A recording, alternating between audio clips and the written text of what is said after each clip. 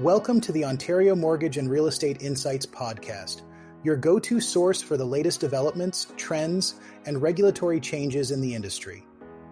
I'm your host, Steve Hamoan, here to provide you with insights sourced from reputable news outlets to help you stay informed and make well-informed decisions.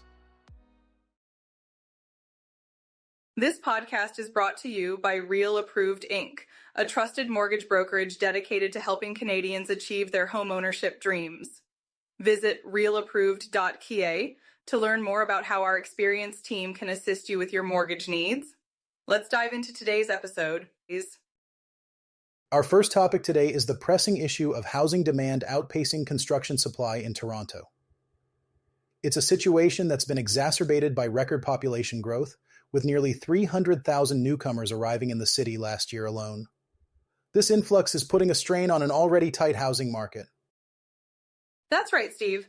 According to the 2025 Global Cities Index by Oxford Economics, Toronto is now ranked among the least affordable cities in the world. Residents are spending more of their income on housing than almost any other major city. This is a serious concern for families trying to make ends meet. The federal government has tried to address affordability by removing the goods and services tax on first-time home purchases under $1 million. But critics say these initiatives aren't tackling the root of the problem. The average home price in the Toronto area has declined by 4% in May compared to last year, but it still sits above $1.1 million. Mayor Olivia Chow pointed out that while Toronto's population has grown by 35% over the past 2 decades, the supply of affordable homes hasn't kept pace. She mentioned that life is becoming too expensive and many young people are giving up on the dream of home ownership. To help ease the burden, the city has a program to defer development fees for projects where at least 20% of units are affordable. Yet, Mayor Chow noted that funding hasn't kept up with the interest from developers. There are about 300,000 units across 70 development projects that are shovel-ready but remain idle, waiting for financial support from higher levels of government. It's frustrating, isn't it? Frank Clayton, a senior research fellow at Toronto Metropolitan University, highlighted that development fees can add more than $100,000 to the cost of a new home. In some parts of the Greater Toronto Area, it could be as high as $200,000. These fees make new construction financially unfeasible for many developers. Exactly, Janine. Clayton also pointed out that high fees, restrictive zoning, and sustained demand, partly driven by immigration, are major contributors to the affordability issue. The planning system hasn't adapted to market shifts, which limits the availability of zoned and serviced sites for housing. And new home sales in the Greater Toronto Area have hit a 7th consecutive record low in April. Dave Wilkes, the president and CEO of the Building Industry and Land Development Association, is calling for an update to the harmonized sales tax formula, which hasn't changed since 1991. He believes that delaying these changes will only prolong the imbalance between supply and demand. Let's turn our attention to the latest news from the Bank of Canada. The central bank has decided to hold interest rates steady, and as a result, Canadian bond yields have risen. This decision has given a little boost to the Canadian dollar against the United States dollar. That's an interesting development, Steve. The Bank of Canada's decision seems to reflect a cautiously optimistic approach in the current complex economic landscape. Investors appear to have confidence in the stability of monetary policy, as evidenced by the rise in both 10-year and 2-year bond yields. Yes, the 10-year bond yields have gone up by 14 basis points, while the 2-year yields increased by 11 basis points.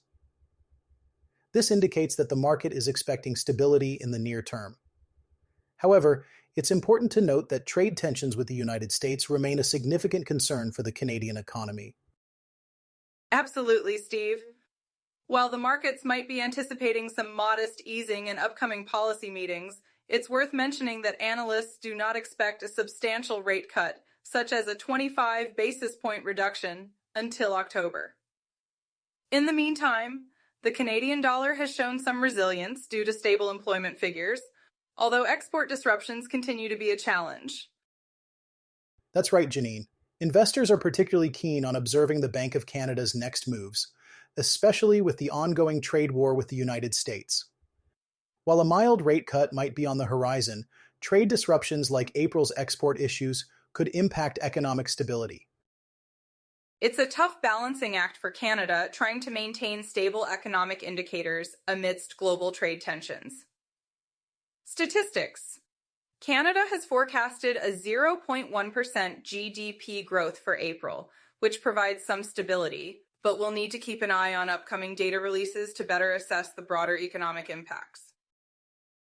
Let's shift our focus to a topic that's on the minds of many homeowners across Canada.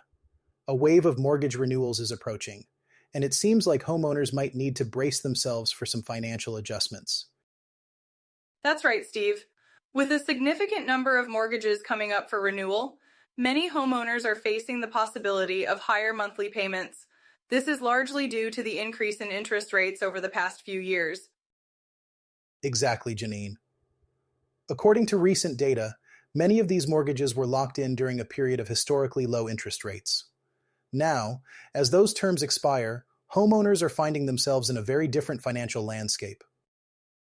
It's a challenging situation, especially for families who have budgeted around their existing mortgage payments.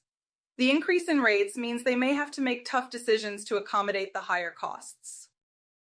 Yes, and while some homeowners may have anticipated this change, others might be caught off guard. It's crucial for them to review their financial plans and consider options like refinancing or extending their mortgage terms to manage the impact. And for those who are struggling, reaching out to a mortgage professional for guidance can be incredibly beneficial. It's important to explore all available options, such as adjusting payment schedules or consolidating debt, to find a solution that fits their situation. Absolutely, Janine. It's also worth noting that the current economic environment adds another layer of complexity. With inflationary pressures and potential economic slowdowns, homeowners need to be vigilant in managing their finances.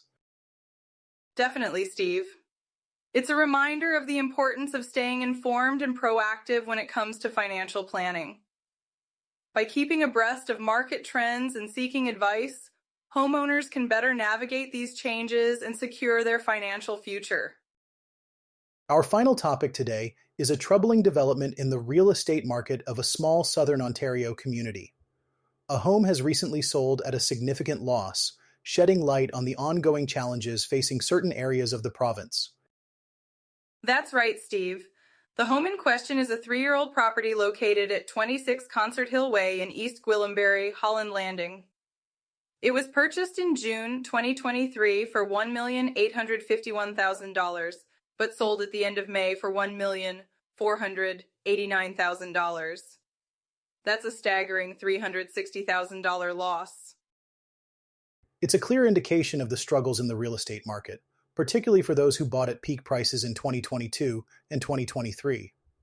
Jason Mercer, the Chief Information Officer of the Toronto Regional Real Estate Board, suggests that trade instability with the United States is affecting economic confidence, which in turn impacts the housing market. And it's not just this home, Steve. The market remains sluggish, with more listings and lower prices according to the Toronto Regional Real Estate Board's May report. This situation can be particularly disheartening for homeowners who find themselves needing to sell and facing potential losses.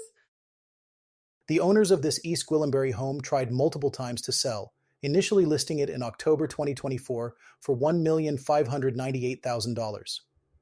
After several price reductions, they finally sold it at a significant loss. This highlights the current volatility in the market. It's a tough situation, Steve. The home itself is quite impressive, featuring modern amenities like quartz countertops, an open concept design, and large windows. Yet, even with these appealing features, the market conditions led to a substantial financial hit for the sellers. Real estate commentator Shazi Goli captured the sentiment well on social media, noting that the outer Greater Toronto area is getting absolutely hammered. It's a reminder of how external economic factors can have profound impacts on local markets. It's a challenging time for many homeowners, Steve. While the market may present opportunities for some buyers, It's important for sellers to stay informed and perhaps seek professional advice to navigate these uncertain times. Indeed, Janine. As we wrap up this episode, it's crucial for everyone involved in real estate, whether buying, selling, or investing, to remain vigilant and informed about market trends and economic indicators. Thanks for tuning in to another episode of the Ontario Mortgage and Real Estate Insights podcast. We hope you found today's insights valuable as you navigate the world of mortgages and real estate. Before you go, a quick reminder, Real Approved is here to make your mortgage journey smoother. Whether you're buying your first home or refinancing, their experienced team is ready to guide you with personalized support every step of the way. Visit realapproved.ca to get started and take the next step toward achieving your homeownership goals. Catch you next time and stay informed with the latest industry insights.